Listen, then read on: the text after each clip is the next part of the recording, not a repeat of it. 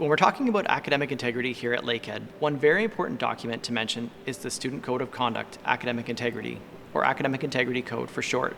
Not only does this document clearly lay out the academic expectations we have for all of our students, this document or policy also covers key information such as what behavior qualifies as a violation of academic integrity, what the process looks like if there is a suspected violation, what penalties or sanctions can be implemented if you're caught plagiarizing or cheating.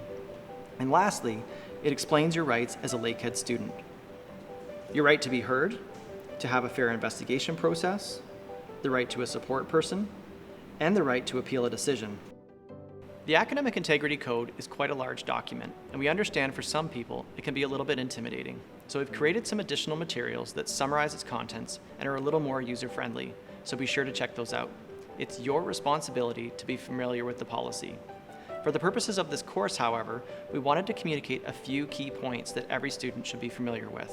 First, you need to understand that a formal process is automatically initiated for every suspected breach of academic integrity.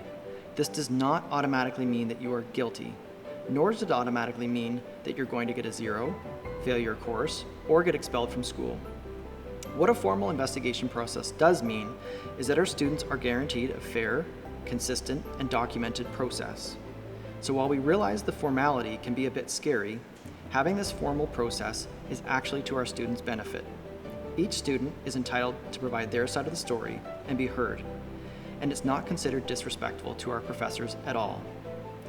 Second, you need to know that while we do try to give our students second chances and to learn from their mistakes, there are still significant consequences for violating the code.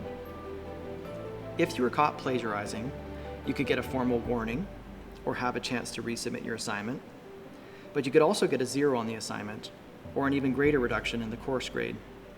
And if you're caught cheating on an exam, you can get 0 on the exam, or you could get a 0 on the course, which shows up as academic misconduct on your transcript. And in extreme cases, especially with significant repeat offenses, you could get suspended or expelled. It all depends on the nature of the violation.